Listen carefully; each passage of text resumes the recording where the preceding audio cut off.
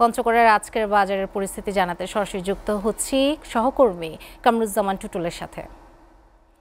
টুটুল, পঞ্চগড়ে কমেছে সব ধরনের শাকসবজির দাম, এতে ক্রেতা বিক্রেতা ও চাষিদের প্রতিক্রিয়া কি জানাবেন?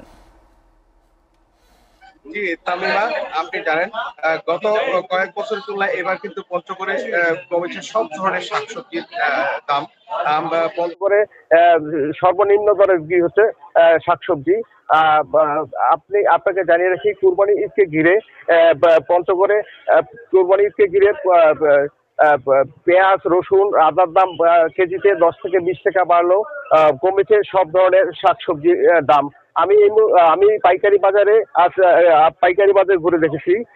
আজ কিন্তু 10 টাকা কেজি দরে মিলছে পটল, আলু, ঢেঁড়স, চাল কুমড়া, বেশ কয়েকটি শাকসবজি। আর 15 থেকে 20 টাকা দরে কেজি দরে বিক্রি হচ্ছে ঝিচিঙ্গা, মিষ্টি কুমড়া, সহ বেশ কয়েকটি প্রকার শাকসবজি। অন্যান্য দিনের মতো আজকেও পঞ্চগড় বাজারে গরু খাসির মাংসের দাম অপরিবর্তিত থাকলেও বেড়েছে ব্রয়লার মুরগির ডিমের দাম। ডর্জনে প্রতি বেড়েছে 12 টাকা। এতে প্রতি ডর্জন বিক্রি হচ্ছে 138 টাকা দামে। অন্যদিকে কমেছে মুরগি সহ সব ধরনের মাছের দাম। ব্রয়লার মুরগি বিক্রি হচ্ছে 150 টাকা, আর সোনালী মুরগি বিক্রি হচ্ছে কিন্তু 200 টাকা কেজি ধরে। এছাড়া প্রতি কেজি পাঙ্গাস মাছ 150 টাকা কেজি ধরে বিক্রি হচ্ছে। 200 টাকা ধরে রুই, কাতলা, মৃগেল, শিং মাছ সহ বিক্রি হচ্ছে 200 টাকা কেজি ধরে।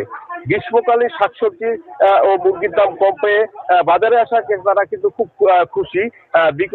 বিপরীতে মনক্ষুণ্ণ কিন্তু সবজি চাষিরা, সবজি চাষি এবং বিক্রেতা, তারা সবজি চাষিরা বলছেন দরপতনে একেবারে হতাশ তারা। তারা বলছেন যে উৎপাদিত খরচ যেটা হয়েছে তার ব্যয় মিটাইতে কিন্তু তারা কিন্তু অনেক লসে যাবে। এদিকে আরেকটা তথ্য জানিয়ে রাখি আমি, যে পঞ্চগড় জেলার শহর এবং জেলার আশেপাশের জেলা থেকে পঞ্চগড়ের বাংলাবান্ধা স্থলবন্দর দিয়ে কিন্তু আলু নেপালে যাচ্ছে।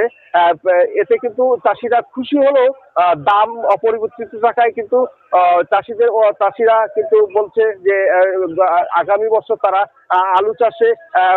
আলু চাষ কমিয়ে আনবে বলে তারা এমনটাই জানিয়েছেন। আর এই ছিল পঞ্চগড় বা কাঁচা বাজার থেকে আমার কাছে সর্বশেষ তামিমা। টুটুল, আপনাকে ধন্যবাদ।